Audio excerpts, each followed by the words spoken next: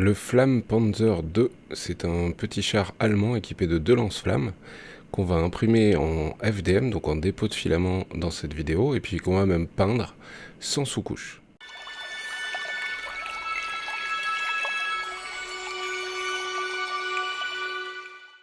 Afin de vous montrer toute la démarche, on va passer directement sur Bamboo Studio, puisque je vais utiliser des imprimantes Bamboo Lab, les liens sont en description, pour imprimer ce modèle dans une définition suffisante pour en faire un modèle jouable. Évidemment, vous ne serez pas au niveau de qualité des véhicules que vous pouvez trouver dans le commerce.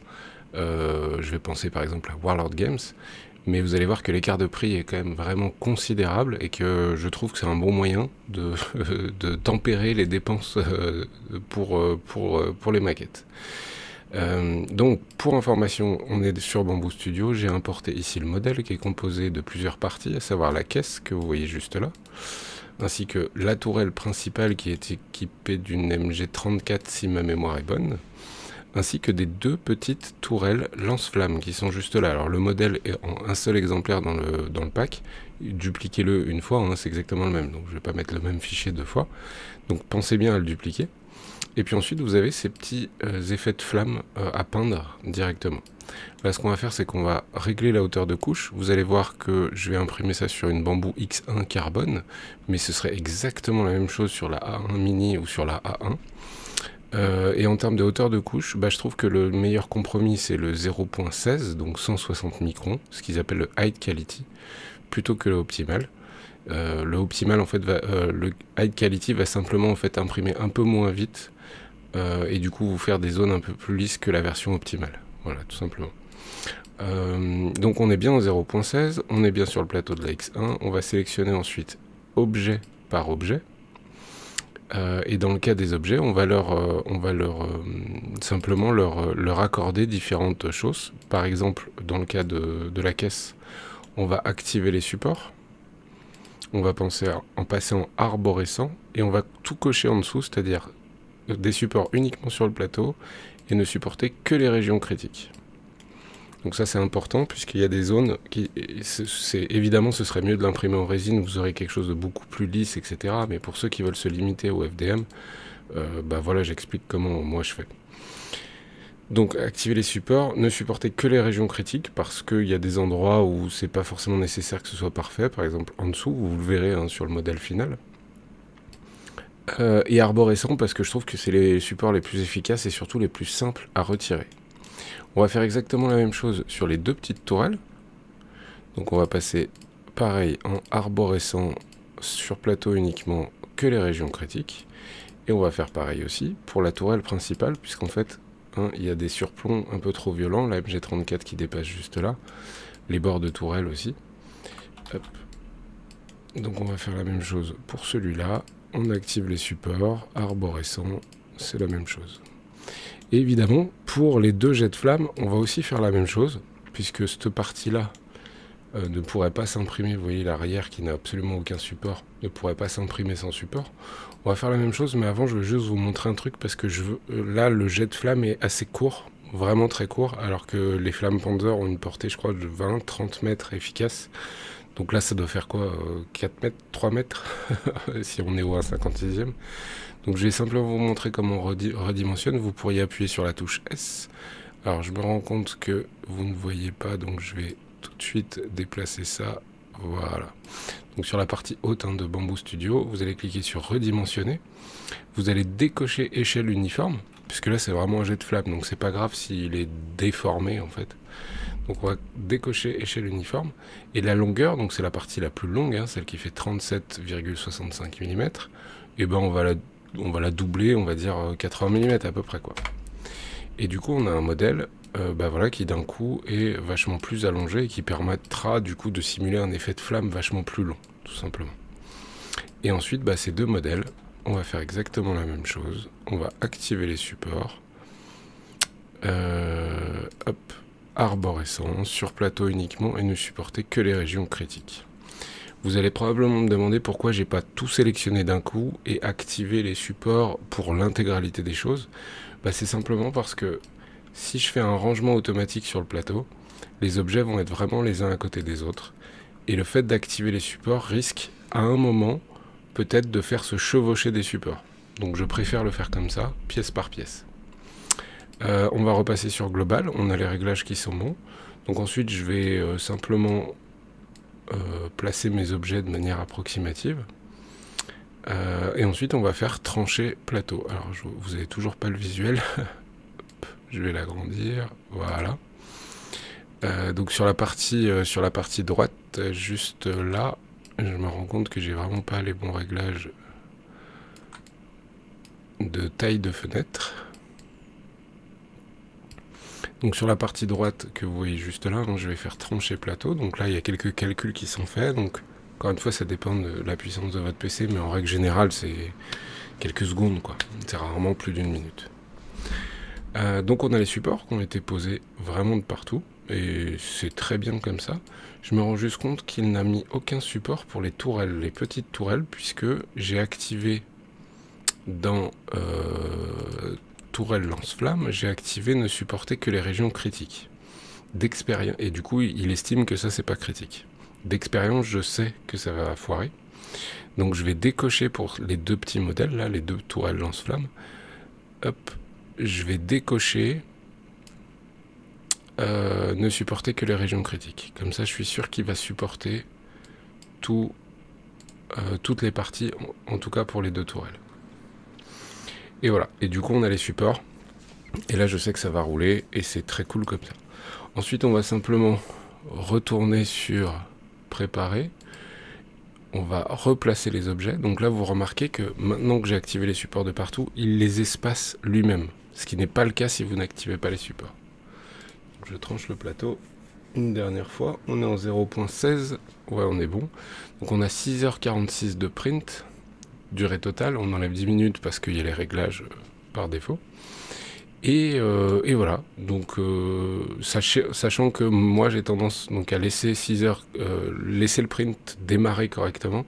Et ensuite je vais augmenter la vitesse à 110-120% de l'imprimante si je veux que ça aille plus vite. Et j'ai pas remarqué d'altération dans la qualité finale du truc. Donc franchement, faites le test. Je pense qu'on peut très largement descendre à 5 heures de print plutôt que 6h40. Mais bon, même 6h40, en gros, vous lancez le print avant de partir au boulot ou un matin en vous levant. Le soir, vous pouvez peindre votre chat. Donc on print tout ça et puis ensuite on se retrouve sur l'établi, histoire de l'avoir entre les mains, de retirer les supports et puis de le peindre. Donc après 5 heures de print, nous voilà devant le Flam Panzer 2. Il a été imprimé donc en 0.16, donc 160 microns d'épaisseur de couche. C'est du PLA noir basique. Je vais vous mettre le lien en description du PLA. Ça a été imprimé sur une bambou, sur la X1. Et par contre, les autres petits accessoires ont été imprimés sur la A1 et la A1 mini. C'était histoire de tout print en même temps, mais au total, il y a à peu près 5 heures de print. Vous voyez les zones plates, en fait elles sont clairement plutôt plates. Les stries, on les distingue à peine. On remarque quand même certains défauts à certains endroits. Je tiens à préciser quand même que pour l'impression, là j'ai mis des supports. Donc vous allez voir tout de suite de très nombreux défauts sous le véhicule, qui est beaucoup moins net que sur la partie supérieure, puisque j'ai retiré très grossièrement les supports. Je pourrais les retirer beaucoup plus proprement ensuite. Mais c'est histoire de vous montrer concrètement à quoi ça ressemble. On voit quand même des défauts sur les chenilles inférieures, puisque vraiment je l'ai imprimé à plat, comme ça. Mais bon, après, pour ce qui est du véhicule en lui-même, je trouve que le rendu est plutôt propre. Je ne sais pas si vous voyez notamment les lance-grenades qu'il y a juste ici. On a quand même des zones assez fines, et pour autant qui tiennent très bien et qui ont un beau rendu. On a un certain nombre de boulons, un petit peu de partout. Et puis ce qu'on va faire, c'est qu'on va peindre tout ça. Pour ce qui est des... Donc sur ce modèle-là, pour info, il sera dans le pack de novembre 2024, le fichier 3D. Il y a également donc les deux toutes petites tourelles lance-flammes qu'il y avait donc sur l'avant droite et l'avant gauche du Flam Panzer. Donc il y a deux toutes petites tourelles. J'ai choisi de les faire en détaché afin que les gens puissent éventuellement les orienter comme ils ont envie. Moi, là, vu que c'est surtout pour peindre le modèle et l'exposer plus que le jouer, je vais les coller.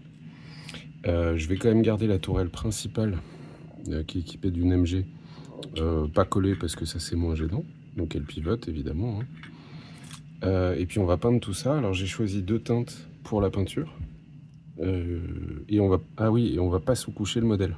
on va le peindre direct parce que c'est du PLA noir, donc je veux voir aussi ce que ça donne sans faire de sous-couche. Et on va utiliser essentiellement la technique du brossage un peu appuyé. Donc on va utiliser le Panzer Grey de Warfront, donc c'est la collection Warfront, mais en fait c'est du Scale Color. Donc c'est le Panzer Grey, le Grey Panzer tout simplement, qu'on va ensuite éclaircir avec le Dunkelgrau. Donc c'est un gris militaire allemand qui est aussi dans la collection Warfront de Scale Model. Là ce que je vais faire, c'est que je vais coller les deux petites tourelles et puis ensuite on va attaquer le premier brossage.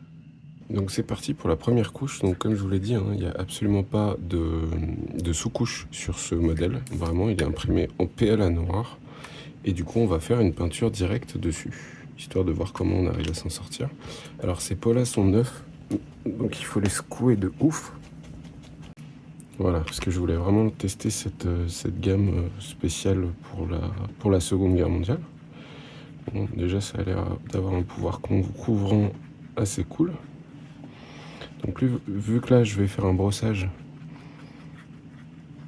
déjà, je vérifie que mon mélange soit bon. Mais c'est un brossage très appuyé que je vais faire, parce que le gris, là, en l'occurrence, le Panzer Grey est très très sombre. Donc sur du noir, il va vraiment à peine ressortir. Donc on va vraiment bien l'appuyer. On va laisser un peu de noir dans les creux, mais pas tant que ça en fait. Et tout de suite, on devrait récupérer déjà une teinte plus militaire, tout simplement. Là, je me rends compte que le pouvoir couvrant est plutôt cool, malgré que ce soit du noir. Donc là, je voulais tourner une petite vidéo sur la peinture de modèles imprimés en FDM. Parce que je sais bien que pour les particuliers, c'est pas forcément simple d'avoir et une imprimante résine et une imprimante FDM. Et c'est vrai que quand les gens me demandent, j'ai tendance à leur dire, si vous n'avez la place que pour une, très franchement, prenez une FDM. Vous allez pouvoir imprimer des décors. Et de plus en plus aujourd'hui, notamment avec les bambous, il y a le lien en description. Vous pouvez imprimer dans une qualité tout à fait suffisante des véhicules notamment, et même des figurines dans certains cas. Donc il y a moyen de faire plein de choses, et surtout dans ce cas-là, dans le cas où vous n'avez pas beaucoup de place chez vous, ou simplement pas trop de budget pour acheter ça, au moins l'imprimante FDM vous servira à d'autres choses. Parce que c'est vrai que la résine, au-delà de faire des tout petits objets, enfin des petits objets, avec une très belle définition, mais avec pas mal de contraintes, ça sert un peu moins pour la maison, surtout que les résines sont des matières toxiques, vraiment dégueulasses, et que du coup à choisir, il vaut mieux faire ça en PLA. Sans compter que le coût de revient, encore une fois, pour ce véhicule par exemple, c'est quelques centimes en termes de plastique. Donc oui, je sais, il y a toujours le coût de l'électricité, il y a le coût de l'achat de la machine. Mais bon, une fois que vous l'avez quoi. Et le coût de l'électricité, encore une fois, c'est vraiment pas des consommations folles. Là, on est sur 5 heures de print pour une machine qui consomme grosso modo 60 watts. Donc pour les anciens, 60 watts, c'est moins qu'une ampoule. Les ampoules 60-100 watts qu'on mettait dans le salon avant. Alors aujourd'hui, c'est des LED. Mais il fut un temps où c'était des ampoules à fil incandescent et où ça consommait beaucoup plus qu'aujourd'hui. Donc ce que je veux dire, c'est que la conso est pas folle non plus au vu de tous les atouts que ça a. Et même malgré le coût de l'électricité qui augmente, je pense qu'on pourrait faire le calcul précis, mais ce char-là, il va revenir, allez, on va dire à 2 euros. Là où en l'achetant dans le commerce, la maquette sera peut-être mieux finie, mais vous aurez besoin de la monter. Et la maquette va vous coûter, je sais pas, au moins 20 balles, quoi, minimum. En règle générale, c'est même souvent un peu plus. Donc pour le prix d'un que vous allez imprimer en FDM dans une qualité pas forcément aussi belle qu'une maquette, mais quand même suffisante, largement suffisante pour se faire une collection ou pour jouer, vous allez pouvoir vous en faire 10, là où l'acheter dans le commerce vous coûtera quand même bien plus cher. Alors vous allez me dire, il y a le prix des fichiers 3D. Soyez malin, il y a plein de méthodes pour obtenir les fichiers 3D moins chers, il y a les abonnements déjà. C'est sans engagement. Et pour 8 balles, vous avez une collection assez importante. Tous les mois, vous allez recevoir des nouveautés, donc c'est plutôt cool. Alors celui-là, je crois que j'avais celui-là de peau, donc je vais passer maintenant au Dunkelgrau, donc le gris que je vais utiliser pour éclaircir ici mon Panzer. Donc vous voyez que le gris a été appliqué, le gris Panzer a été appliqué sur tout le modèle. Et celui-là, je m'en étais servi déjà une fois il y a pas mal de temps, et ces peaux sont géniaux, mais ils ont tendance à se boucher. Donc moi je me sers d'une petite perceuse à main pour les déboucher. Donc là on voit vraiment que le gris est beaucoup plus clair. Je vais volontairement le mélanger à ce qui me reste dans la palette du gris Panzer, histoire de ne pas faire tout de suite un second brossage trop violent. Vous voyez, là je suis encore assez généreux, puisque j'ai encore mon gris Panzer mélangé avec, donc la teinte est pas trop claire. Et puis en fait on va le tirer comme ça au fur et à mesure. Et puis fatalement dans la palette, le gris assez sombre va sécher de plus en plus.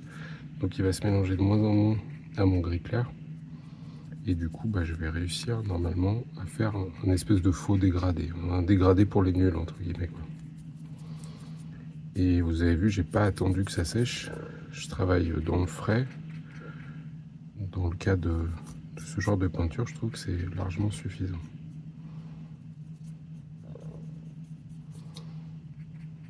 Donc le gris là, le gris clair a un pouvoir couvrant moins important, j'ai l'impression, que le gris foncé. Il est visible, mais c'est pas aussi clair que ce à quoi je m'attendais. Vous voyez, je le tire un petit peu, voilà, et là on commence à voir beaucoup plus de ce gris clair.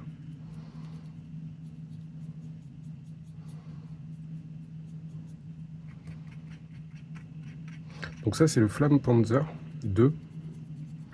Donc en l'occurrence un char équipé de 2 tourelles lance-flammes, des petites tourelles lance-flammes qui étaient sur l'avant et pilotées par les hommes à l'intérieur du char, qui avaient une portée de jusqu'à 30 mètres grosso modo pour le lance-flamme. Parfois un peu plus, parfois un peu moins, mais ça dépendait de plein de facteurs, le vent, bref, plein de choses. Et je crois qu'ils avaient grosso modo 60 ou 80 secondes de jet de flamme de réserve dans le char. Ce qui peut paraître pas grand chose, mais en vrai 3 secondes de projection de flamme dans un bâtiment, c'est dévastateur. Et puis on va pas se mentir, aussi ce genre de véhicule lance-flamme, et même les lance-flammes à main d'ailleurs, était redoutable sur les défenses évidemment, sur les positions retranchées, et surtout était redoutable sur l'aspect moral en fait. C'était tellement flippant. Enfin, moi j'ai essayé, même quand j'étais gosse, même encore de temps en temps, j'essaie de me mettre à la place d'un soldat qui voit débarquer un lance-flamme. Et ouais, il y a moyen que ça fasse flipper quand même. Donc c'était utilisé aussi pour l'aspect démoralisant de ce genre d'équipement, où j'imagine sans trop de peine que beaucoup de soldats avaient tendance à plutôt fuir face à ce genre de véhicule, surtout s'ils n'étaient pas équipés d'équipements anti-char leur permettant de détruire la menace. Vous voyez, là on a tout de suite un gris un peu plus clair. C'est encore pas ce que j'attendais, mais ça commence à être pas mal. Et du coup, c'est quand même plus proche. Habituellement, j'utilise les gris de Games Workshop, Mechanicus Grey, ce genre de teintes. Et puis en fait, je vais les éclaircir progressivement. Mais là, c'est vrai que je trouve que ces teintes-là de chez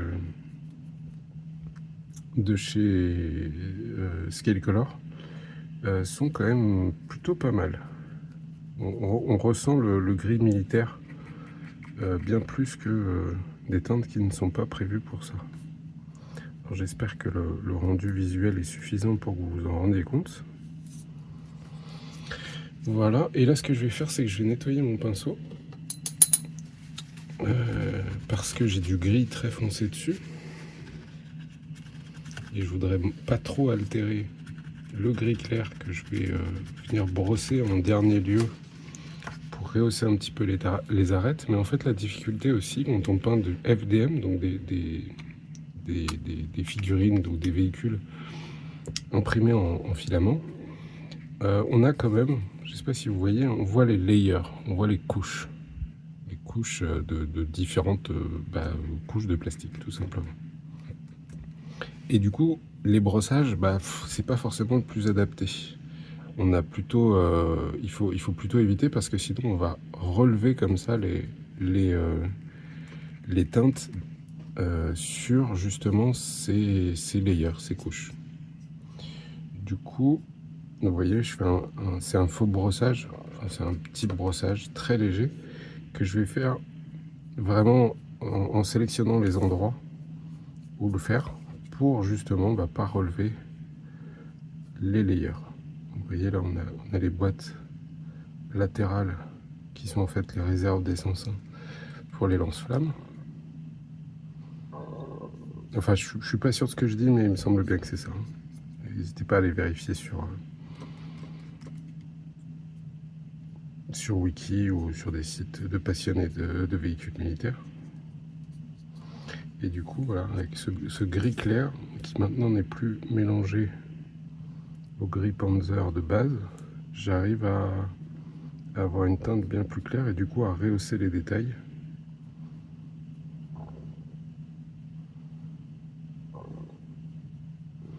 Le but étant de mettre en relief les reliefs, tout simplement. On a la chenille de secours, de rechange. Et sur la partie avant, donc on va juste faire le contour comme ça des deux tourelles lance-flammes. Comme je vous l'ai montré au début, normalement elles sont amovibles. Mais moi j'ai pas besoin de ça, donc je les ai collées. Les deux zones de vue pour les pilotes. Là on a un angle bien cassant sur l'avant du Panzer II. Et puis on va remettre un petit coup au centre des roues. Parce que sur le Panzer II, c'était des roues métalliques évidemment, mais le contour était caoutchouté. Donc celui-là on va devoir la repeindre un petit coup en noir marronasse si on veut respecter un petit peu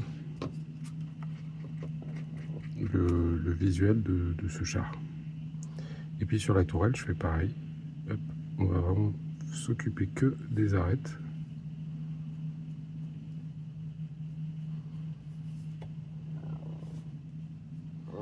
Le but étant surtout de souligner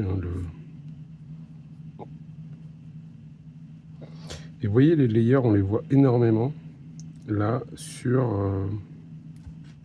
la pente ici. Je pense que vous les voyez. Est-ce qu'il y a un focus suffisant? J'espère. Je pense que vous les voyez. Les layers, on les voit énormément. Donc pour les camoufler, on peut tirer un petit peu la peinture à l'intérieur et dans le sens des layers, dans le but qu'il y ait du gris même dans les creux pour justement cacher ces couches-là. Hop. Donc on a un petit Panzer II là qui a déjà reçu sa teinte de base. Il est un peu sombre, je le trouve un peu sombre. Donc je vais remettre un petit coup de brossage général où je vais un peu plus insister.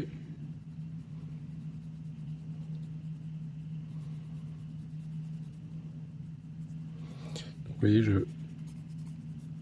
je fais gaffe quand même aux layers, notamment ici. Hein. Ah, vous voyez que là, le gris Panzer était pas sec. Et du coup j'ai trop frotté. Et du coup j'ai cassé l'accroche de la peinture. Voilà, j'insiste un peu avec ce gris clair.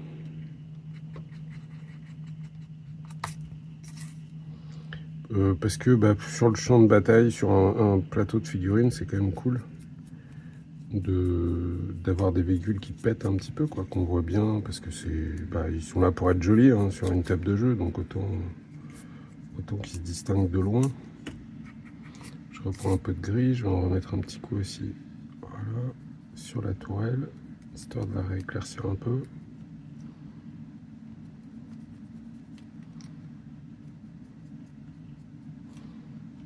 Voilà, là le gris me semble un peu plus approprié pour ce petit Panzer. Donc là ce que je vais faire, c'est que je vais appliquer au noir, mais ça je vais le faire en accéléré parce qu'il n'y a rien de très passionnant. Je vais appliquer au noir du noir de partout en fait sur les chenilles et sur le contour des différents trous juste ici.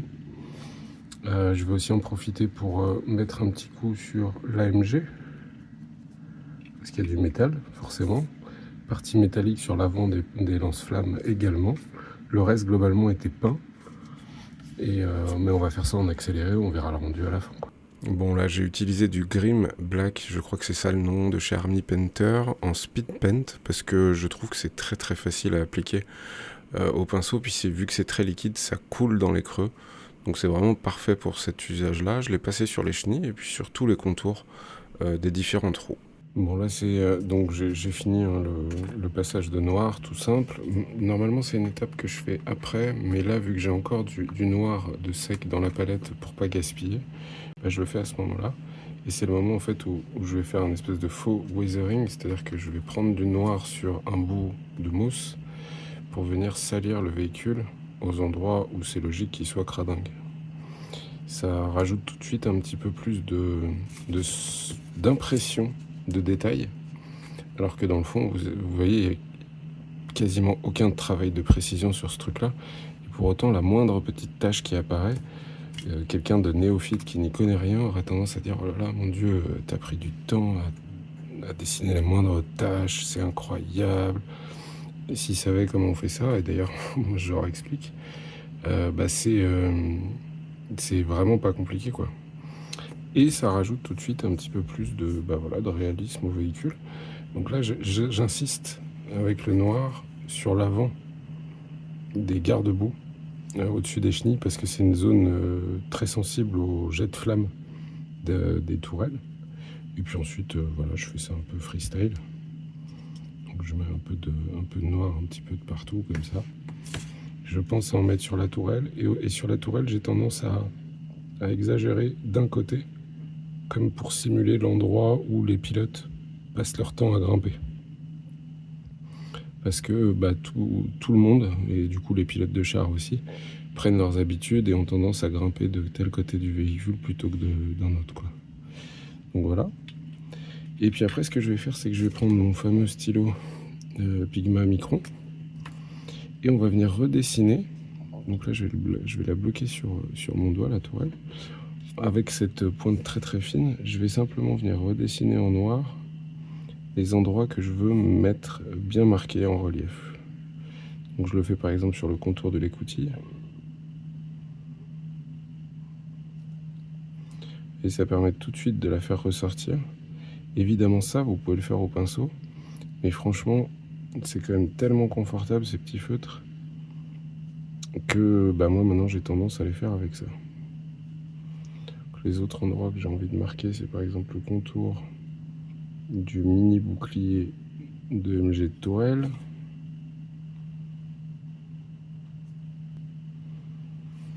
Donc pour la tourelle c'est à peu près bon, et là où ça va être le plus flagrant c'est peut-être ici. Vous voyez la trappe moteur ici, elle est à peine visible parce que mon brossage a été fait un peu comme un bourrin. Par contre, dès que je vais venir redessiner le contour de la trappe moteur, tout de suite on va la voir apparaître bien plus. Et c'est vraiment pas long à faire. Et ça permet, paf, de remettre un peu de relief, tout simplement. Hop, la trappe moteur, normalement elle a un trait en son centre, donc on va essayer de le redessiner, sauf que là je l'ai bouché avec de la peinture, avec mon brossage un peu trop bourrin.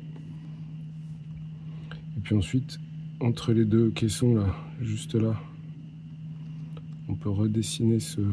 Donc, par contre j'ai l'impression que mon feutre est plutôt discret aujourd'hui. Dans ces cas-là, j'ai tendance à l'écraser un petit peu comme pour rappeler un peu de liquide d'encre sur la pointe, et du coup il récupère un petit peu mieux la peinture. Vous voyez, c'est comme s'il y avait deux caissons et pas un seul, l'un collé à l'autre. Là on peut même aussi mettre un petit coup comme ça pour séparer, montrer qu'il y a bel et bien une séparation entre la caisse du Panzer II et ces fameuses caisses. On peut mettre un petit coup ici, au niveau de la charnière de jonction avec les garde-boue. Alors j'utilise peut-être pas les termes militaires, hein, ça a probablement un autre nom, mais je pense qu'au moins vous avez compris des parties dont je suis en train de parler. Puis c'est peut-être bel et bien un garde-boue, je sais pas trop. Alors là, au niveau de la visibilité, voilà, au niveau de cette espèce de petit renfort métallique, celui-là on va l'insister un peu parce que il a tendance à être assez visible sur tous les chars. On peut essayer de faire voilà, les angles en profondeur si on veut redonner encore un petit peu de relief au char. Donc vous voyez, c'était vraiment pas long, mais en quelques secondes j'ai pu récupérer un petit peu de relief sur le blindé. Ensuite, ce qu'on va faire, encore une fois de manière très très simple, on va partir sur du polished silver ou sur un métal brillant dans ce genre-là. Moi j'ai tendance à réutiliser la même mousse que j'utilisais juste avant avec le noir. Je mets un peu de teinte métallique dessus, je le tapote pour en enlever un petit peu. Et pareil, il y a forcément des endroits sur un char où la peinture est écaillée et où on distingue du métal. Alors, je sais que normalement ça se fait pas comme ça, hein. C'est pas du vrai weathering. Il y a moyen de faire beaucoup mieux que ça. Mais moi je trouve que pour des figurines de jeu, ça suffit amplement. Et ça a même tendance à faire plutôt classe. En tout cas, moi j'aime bien. Donc vous voyez, j'en mets une petite de manière un peu aléatoire comme ça sur le véhicule. Je vais faire pareil sur la tourelle à différents endroits. J'en mets pas trop, juste ce qu'il faut pour mettre une petite teinte supplémentaire, parce qu'en plus c'est des chars qui ne sont pas en camouflage.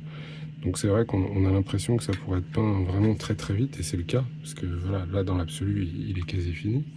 Mais on va quand même le salir un petit peu, histoire de lui donner un peu de vie. Et puis dans l'absolu, si vous avez des décalcos, ça peut être très très cool de venir rajouter des décalcos sur le char pour avoir vraiment un aspect, avoir les vrais décalcos allemands tout simplement. Ensuite, moi j'aime beaucoup le Typhus Corrosion. C'est une peinture de la gamme technique de Citadel qui permet, je trouve, de bien simuler la boue séchée. Et surtout, cette couleur a l'avantage de très vite sécher et d'être mat.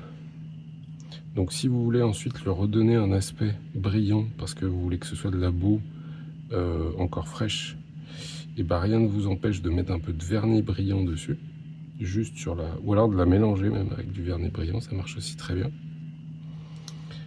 Et ça, voilà, sur le noir des chenilles, pour montrer que voilà, c'est un véhicule qui roule, quoi.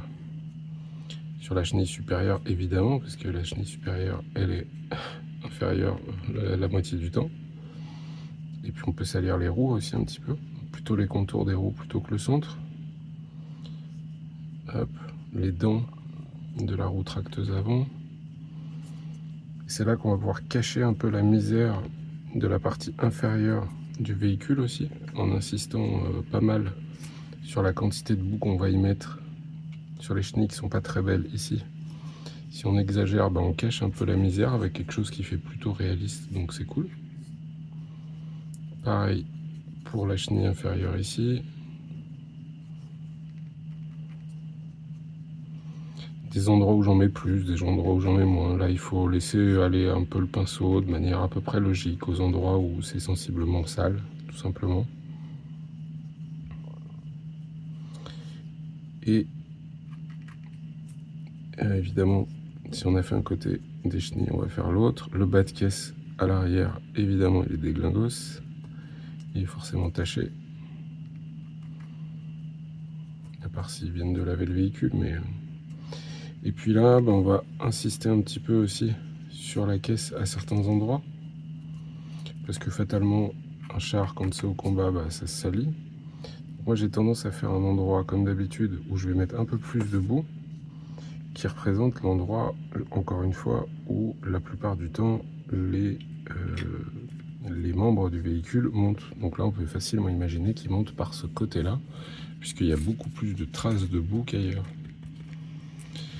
Et hop, ensuite quelques traces un peu aléatoires. Si on veut un char qui a vu des combats, quoi. Et on est à peu près bon. Je vais pas forcément en mettre beaucoup plus. Moi, ça me suffit jusque là. Alors évidemment, ce passage, il faut le faire après avoir posé les décalcos. Là, vous terminez votre peinture de la coque de base, et ensuite, vous allez y foutre les décalcos, et après, évidemment, vous allez faire votre weathering par-dessus, parce que les décalcos, c'est de la peinture sur le char, donc si le char est sale, la peinture doit être sale aussi, sinon ça fera pas très réaliste. Donc juste respecter cet ordre-là. Là, le dernier petit truc que je vais faire, c'est je vais prendre un petit peu de couleur gunmetal que je vais mettre sur la MG de caisse. Pas la MG de caisse du tout, pardon, la MG de toile. Celui-là, ce pinceau-là, je m'en sers pour des tas de trucs, donc il est vraiment déglingos. Donc je vais vraiment juste souligner le fait que la MG qui sort est en métal. Je laisse volontairement un trait noir ici pour mettre un peu de relief à l'ensemble. Je peux faire la même chose ici, mais plutôt sur l'arrière que sur l'avant du canon, parce que l'avant des canons de lance-flammes est forcément noirci par les flammes qui en sortent. Je vais avoir des crochets sur la partie avant. Alors je sais qu'ils sont peints, mais très souvent, quand ils sont souvent utilisés pour tracter, remorquer, accrocher, je ne sais quoi, la peinture a clairement écaillé là-dessus en fait, et du coup le seul truc qui reste finalement c'est une teinte métallique. Et puis voilà, on a un petit Flampanzer 2 qui, selon moi, en tout cas, est prêt à voir le combat. Alors évidemment, on va attendre qu'il sèche, mais c'est suffisant. On va lui rajouter aussi ces différentes couleurs, mais ça, je vais pas le faire dans la vidéo parce que c'était pas le sujet. Et puis surtout, attention, la pose de décalco sur des véhicules imprimés en FDM, c'est compliqué parce que vous n'avez pas de zone vraiment aussi lisse que dans le cas de maquettes plastiques que vous allez acheter dans le commerce. Donc j'aurais tendance à vous conseiller, si vous voulez faire du marquage de véhicule, à le faire en freehand, donc à main levée au pinceau, ou à la limite à pas hésiter à vous servir de ça. Moi c'est ce que je fais en général. Je vais faire l'encadré de ce que je vais... En fait je vais dessiner le truc que je veux ensuite peindre, et ensuite dans ce croquis, je vais venir y poser de la peinture. Donc là on a un véhicule qui est prêt, et puis je vais quand même vous montrer rapidement la suite, c'est-à-dire que j'ai fait des petits socles avec des flammes qui en sortent, qu'on peut poser devant le véhicule pour mettre un peu de couleur sur le champ de bataille, qui sont dans le pack du fichier 3D, hein. Et puis qui permettent de montrer, parce que là c'est vrai qu'à côté, vous posez ça à côté même d'un Sherman, il fait plutôt ridicule. Par contre, dès que vous mettez des flammes devant, là tout de suite ça fait moins le malin en face. Donc je vais quand même vous montrer ça, que j'ai imprimé aussi avec. Allez, donc on va passer à la peinture des jets de flammes. Donc c'est des pièces qui ressemblent à ça, qui sont imprimées en 3D, toujours en FDM, on est toujours en 160 microns. Donc ça vaudrait peut-être le coup sur ces modèles que je mette un petit coup de briquet, puisque ça sort tout juste de l'imprimante. On voit qu'il y a très légèrement des espèces de petits cheveux d'ange. Donc un petit coup de briquet pour les enlever avant de peindre, parce qu'encore une fois, pas de sous-couche, hein. Le PL à noir, c'est tout l'intérêt. Et d'ailleurs, vous voyez sur le modèle, là, j'ai fait un tout petit peu de freehand pour des numéros que j'ai sali, etc. Et voilà, pour du FDM, je trouve ça quand même vraiment cool. Et du coup, les jets de flammes, en fait, l'idée, c'est qu'on puisse, au moment où on tire, par exemple, quand on joue à Bolt Action, les placer, en fait, simplement devant le véhicule. Pour montrer la létalité de ce char, parce que c'est vrai qu'il n'est pas forcément très imposant comme ça. Pour la peinture, je suis pas du tout un champion, donc je vais juste partir sur du jaune que je vais appliquer très généreusement sur l'ensemble de la flamme. J'ai sculpté un truc vraiment très simple, mais qui va, je l'espère, rajouter un petit peu de peps à l'ensemble. Et puis je suis resté bien droit, vous voyez, je suis pas parti sur des flammes fantastiques, comme on peut trouver sur des univers fantastiques, avec des explosions dans tous les sens. J'ai vraiment regardé des photos, et effectivement les jets de lance-flammes, et même des vidéos, hein, ressemble. D'ailleurs, il y a pas mal de jeux vidéo où on peut voir aussi l'effet escompté. Bah, c'est vraiment, on a vraiment l'impression qu'il y a une... Bah, c'est un jet d'eau en fait qui part, sauf que là, évidemment, c'est pas de l'eau, c'est un produit hautement inflammable. Et du coup, bah, c'est vraiment une ligne droite, quoi. C'est une ligne très droite. Alors évidemment, ça laisse une traînée au sol, puisque bah, fatalement, il va tomber par terre à terme. Mais du coup, c'est vraiment un jet très droit, quoi. Donc j'ai essayé de faire quelque chose d'à peu près ressemblant aux photos que j'ai pu trouver. Donc je vous cache pas que la sculpture a été très rapide hein, sur un truc comme ça. Évidemment, je ne vais pas les laisser en jaune. Ça aurait pas trop de sens, mais en fait, vu que là on est sur du FDM, je veux qu'il y ait du jaune dans les creux. Et puis ensuite, je vais brosser ça au orange, au rouge, etc. pour donner l'effet flamme. Et du coup, le jaune, bah, je veux qu'il soit au fond. Donc vous voyez que je suis très généreux en peinture pour être sûr que dans toutes les petites interstices de l'impression filament, de ces défauts hein, d'impression filament, bah, qu'on ait bien du jaune de partout. J'essaie de pas trop dépasser sur ce truc noir en dessous, que je vais laisser noir. Je vais voir le rendu que ça a en le laissant noir. Donc voilà. Là, on pourrait attendre que ça sèche un petit peu, histoire de pouvoir brosser ça progressivement, ensuite au orange, ensuite au rouge, qu'on va laisser sécher un peu. Bon, a priori, c'est plutôt sec. Vous voyez, j'en ai profité pour passer un petit coup de marron aussi sur le socle. Et puis là, je vais y aller franco, en gardant du jaune dans les creux. Donc encore une fois, hein, je suis pas du tout un grand peintre. Là, mon seul objectif, c'est d'arriver à faire quelque chose de simple et qui pète sur le champ de bataille.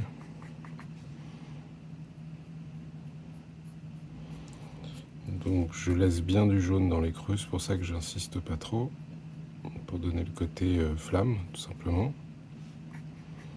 Et j'y vais, voilà, assez simplement. Je brosse. Je brosse mon orange. C'est le Troll Slayer orange de chez Citadel. Je l'aime bien parce qu'il a un bon pouvoir couvrant et pour ses couleurs claires, un peu comme le jaune que j'ai utilisé, c'est quand même cool d'avoir un pouvoir couvrant assez fort, surtout quand on travaille sur des sous-couches noires. Je me rends compte là sur le dessus que j'ai peut-être laissé un peu trop de jaune. Hop. On fait pareil sur le petit, donc j'ai fait... je l'ai imprimé en fait en grand et en petit parce que je voulais tester la capacité de l'imprimante déjà à imprimer en surplomb le modèle. Mais au-delà de ça, bah en fait les distances de jet, si je faisais trop grand, si je fais un effet flamme trop grand, ça peut gêner certains décors. Et si je le fais trop petit, bah ça rend pas entre guillemets hommage à la puissance des lance-flammes. Ensuite, je vais prendre du Evil Sun Scarlet, donc c'est un rouge qui pète pas mal. Toujours, cette fois-ci en gamme layer de chez Games Workshop, de chez Citadel. Et puis bah là, on va brosser, mais un petit peu moins. Donc un peu plus léger. Pour garder du orange, pour garder du jaune.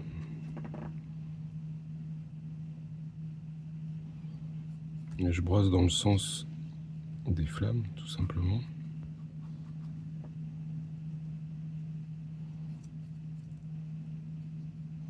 Donc j'y vais aussi sur les parties inférieures, on va pas garder de zone vraiment jaune.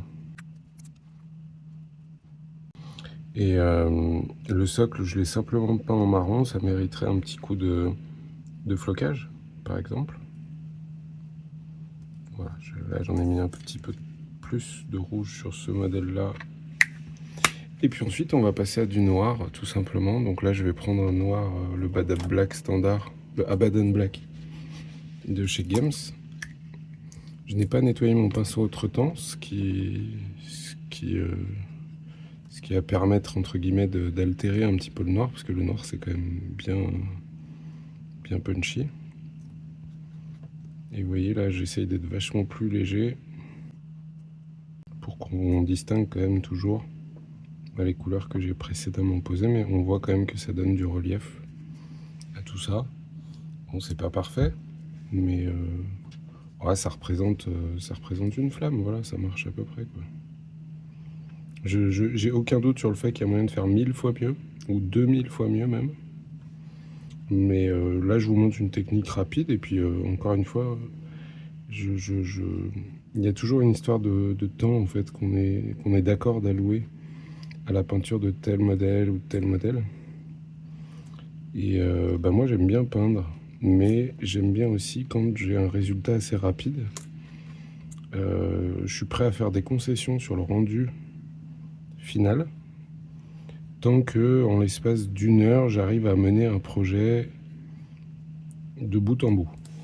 Et là, c'est exactement le cas, puisque en gros, la peinture de ce char, plus ces petites flammes, plus petite déco à droite à gauche, m'aura pris une heure. Et histoire quand même de vous montrer dans les faits, je vais vous faire une petite photo ailleurs sur un terrain de jeu, histoire que vous vous rendiez compte. Mais en gros, l'idée c'est ça, hein, c'est que les tourelles lance-flammes, on puisse placer ça devant. Donc j'ai fait en sorte que ce soit à peu près la même hauteur. Et au moins, voilà, on a l'impression qu'il est en train de cracher ses flammes, tout simplement. Et voilà, du coup, il est fini. J'espère que cette petite vidéo vous a plu. Je sais bien qu'on n'est pas sur du haut niveau de peinture. Ne vous moquez pas. Moi, c'est le temps que j'avais envie d'y accorder. On a le petit lance-flamme, les petites flammes juste là pour faire une belle table de jeu avec un petit peu d'effet FX. Voilà, faudra peut-être mettre aussi de la fumée ou ce genre de choses. Mais je voulais peindre ce char parce que il sort en fait au mois de novembre dans le pack 3D que je propose tous les mois pour 8 € et c'est sans aucun engagement. Vous pouvez le prendre qu'un mois et ne pas le prendre les mois suivants. Donc il est dans le pack 3D et avec plein d'autres choses. Là, je vous montre juste ce modèle-là, mais il y a plein d'autres trucs dans le pack 3D. Il y a de la figurine, il y a d'autres véhicules, il y a du décor, bref, il y a plein de choses pour vraiment pas cher. Et c'est ça qui me permet de continuer à vivre de mon travail. C'est les gens qui me soutiennent comme ça mensuellement sur Tipeee, sur Patreon ou sur Tribe. Donc un immense merci aux plus de 340, 350 personnes qui le font actuellement aujourd'hui. Un grand merci à vous, c'est comme ça que je continue à développer plein de trucs, essayer aussi plein de trucs. Et des fois je me plante et je vous le partage aussi. Et puis des fois ça marche et c'est trop cool. Mais les moments où je me plante, c'est aussi trop cool. Bref, un immense merci à vous. N'hésitez pas à rejoindre l'aventure, les liens sont en description. Je vous souhaite bonne peinture, bon jeu, bon print, bon bolt action pour la V3 et on se retrouve très vite pour des nouvelles vidéos. Ciao ciao.